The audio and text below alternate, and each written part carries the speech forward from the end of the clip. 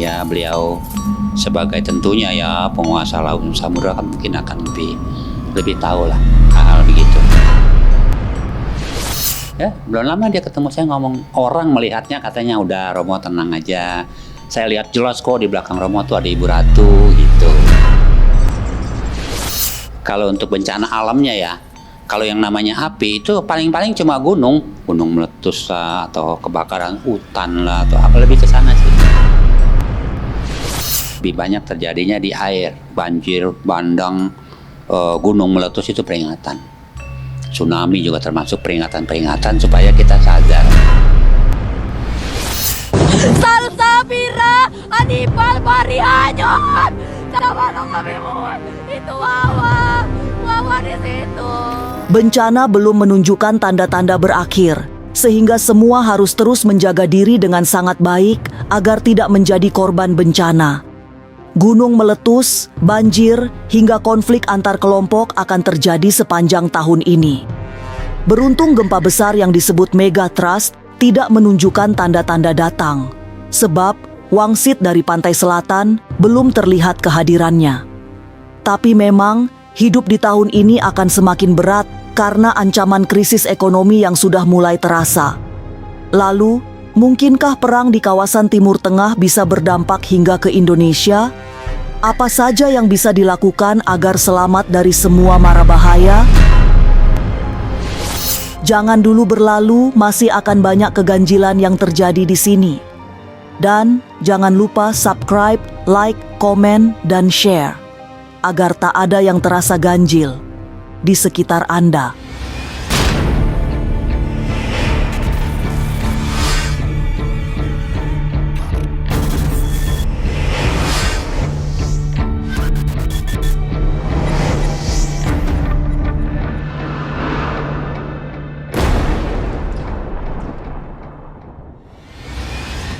Ini lokasi Cipamingkis lagi banjir seperti ini. Ini di wisata Kali Cipamingkis, Jembatan Gantung. Tidak boleh lengah. Tahun ini masih akan banyak berurusan dengan bencana alam. Semua bencana yang biasa terjadi di Indonesia bakal terus berulang. Berada di bumi Nusantara artinya memang harus bersahabat dengan bencana. Salah satu yang perlu diwaspadai adalah gempa bumi yang potensinya bisa terjadi di setiap tempat. Tapi gambaran yang diperoleh Romo Aji dari penguasa Laut Selatan, hingga saat ini belum ada tanda-tanda datangnya gempa besar yang sering disebut sebagai gempa megatrust. Meskipun banyak yang sudah meramalkan gempa megatrust yang akan disertai tsunami, tapi Romo Aji sangat percaya bahwa ramalan itu tidak akan terjadi, sebab wangsit Ratu Kidul belum diterimanya. Justru selama beliau tidak memberikan ya katakanlah dalam tanda kutip tuh wangsit lah ya, kisi-kisi kepada saya tuh belum ada, makanya saya nggak berani ngomong. Ya, beliau sebagai tentunya ya penguasa laut samudra kan mungkin akan lebih tahu lah hal-hal begitu. Tapi selama ini sih saya belum dapat petunjuk. Masih aman-aman aja. Walaupun tidak mendapatkan gambaran bencana yang berasal dari lautan, tapi Romo Aji melihat cuaca ekstrim tetap akan mendatangkan air secara berlebihan. Panas dan hujan datang secara bergantian saat alam memasuki musim peralihan. Tapi mendekati akhir bulan April ini, hujan sudah akan digantikan dengan cuaca panas, dengan panas yang sangat menyengat. Iya, berhubungannya dengan alam. Contoh nih, sekarang kita lihat cuacanya kan nggak menentu tuh. Panasnya sampai nggak kira-kira gitu, lalu tiba-tiba malam hujan. Cingming atau cengbeng tuh kita dengan dialek bahasa Hokkien tuh cengbeng itu artinya terang, panas. Itu dari bukan awal ya, sekitar tanggal 21 Maret tuh sampai April. Nah, ini kalau kita secara tradisi kan banyak orang pada ziarah-ziarah ke makam, ke kuburan kakeknya ya, neneknya, orang tuanya, itu pulang-pulang ke daerah itu terang, itu panas cuacanya itu. Jadi akhirnya juga akan mempengaruhi emosi orangnya gitu. Makanya daerah-daerah di mana yang cuacanya panas, dibandingkan dengan daerah yang dingin, yang sejuk, itu temperamentalnya pasti di daerah yang cuacanya panas. Tidak hanya cuaca yang menjadi persoalan saat ini, karena banyak gunung berapi yang mulai menunjukkan tanda-tanda pergolakannya. Romo Aji melihat beberapa gunung di Pulau Jawa dan Sumatera akan memberi reaksi, terutama karena dipicu oleh aura tahun kuda api, yang unsur apinya sangat kuat. Walaupun berharap tidak terjadi apa-apa, tapi Romo Aji justru melihat gunung berapi bisa aktif dengan semangat yang berapi-api. Kalau untuk bencana alamnya ya, kalau yang namanya api itu paling-paling cuma gunung sih yang lebih ke ini ya, gitu. Mudah-mudahan sih enggak ya, tapi kita lebih cenderung ya ke sana. Walaupun yang kemarin-kemarin itu kan lebih banyak terjadinya di air, banjir lah, inilah. Kalau kesananya sih mungkin ya air sih udah enggak lah, tapi yang ditakutkan gunung kan kita kan tahu sendiri nih, vulkanik nih. Gunung meletus lah, atau kebakaran hutan lah, atau apa, lebih ke sana sih. Alam sepertinya akan terus berada dalam pergolakan yang membuat bencana datang silih berganti. Kondisi itu yang akan menambah kesengsaraan hidup, apalagi bencana juga datang dari peperangan yang terjadi di sejumlah negara.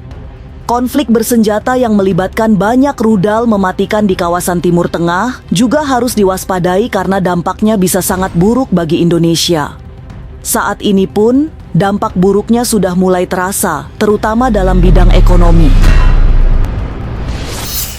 Dampak dari dunia kalau menurut saya, karena ini kan negara-negara besar yang berkonflik, gitu. Dampaknya itu aja. Ya, yang jelas ya nanti berdampaknya itu ke ekonomi juga kan, itu aja sih.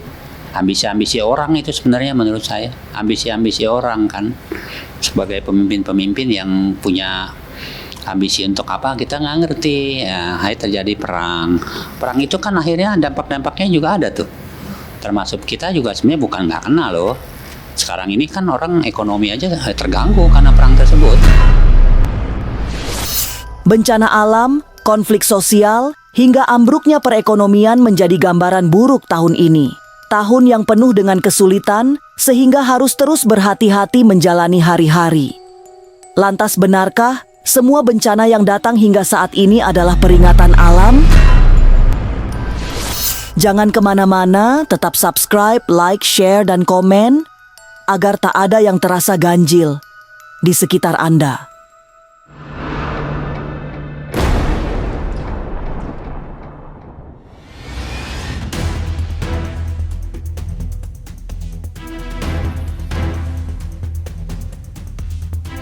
Hingga menjelang pergantian bulan, dari April menuju Mei, kondisi alam belum dapat disebut harmonis. Selalu ada yang menabrak keseimbangan, sehingga terjadi salah musim secara ekstrem. Kondisi alam yang tak seimbang juga membuat bencana datang secara lebih menakutkan. Sebab selain kekuatannya dan daya rusaknya yang lebih besar, sekaligus datang tiba-tiba sehingga memberi daya kejut luar biasa. Tapi jika ingin memahaminya dengan kedalaman hati, sesungguhnya setiap bencana adalah jawaban dari amal dan perbuatan manusia. Jika ada bencana besar yang sampai membawa banyak korban jiwa, pahamilah semua itu sebagai peringatan agar muncul sebuah kesadaran untuk memperbaiki diri. Kalau ini hal-hal yang kecil itu sebenarnya sebagai peringatan. Menurut saya, peringatan. Contoh kalau banjir, bandang, gunung meletus itu peringatan. Tsunami juga termasuk peringatan-peringatan supaya kita sadar. Sebagai praktisi spiritual, Romo Aji tidak pernah dibatasi oleh latar belakang etnis. Meski memiliki tradisi Tiongkok, tapi Romo Aji juga sangat mengharai leluhur-leluhur tempatnya ia tinggal dan mendapatkan penghidupan. Itu yang membuatnya juga sangat paham dengan leluhur Jawa seperti penguasa Laut Kidul.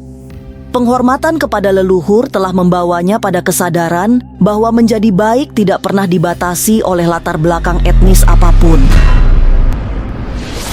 Kalau saya menghormati tradisi leluhur, artinya kita hidup di Pulau Jawa ini adanya dulu para kerajaan-kerajaan dulu itu seperti Pajajaran, Majapahit, ya termasuk Laut Selatan, Mataram. Jadi kita menghormat kepada leluhur kita dengan memberikan beliau tempat, dan kita di sini juga berdoa untuk beliau-beliau nih.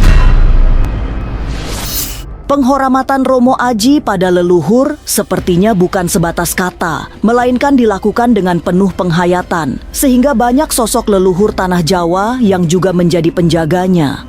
Romo Aji merasakan betul telah dijaga oleh Ratu Pantai Selatan sampai akhirnya berhasil melewati banyak kesulitan. Anehnya, ada orang lain yang melihat bahwa dirinya memang dijaga oleh Ratu Kidul. Dari penguasa Laut Kidul itu pula, Romo Aji selalu mendapatkan gambaran-gambaran sesuatu yang akan terjadi. Orang melihatnya katanya udah Romo tenang aja. Saya lihat jelas kok di belakang Romo tuh ada Ibu Ratu gitu. Orang yang melihat katanya tenang, karena dia punya pengalaman mata batin. Dia tuh kalau melihat orang, wah ini nggak ketulungan nih, biasanya meninggal. Tapi begitu dia jenguk saya, dilihat tuh, ya belum lama dia ketemu saya ngomong, saya udah pernah lihat Romo waktu sakit, nggak apa-apa. Jelas di belakangnya ada Bunda Ratu katanya. Lantas, adakah pesan khusus Romo Aji untuk siapa saja agar mampu menjalani tahun yang berat ini? Jangan kemana-mana, tetap subscribe, like, share, dan komen, agar tak ada yang terasa ganjil di sekitar Anda.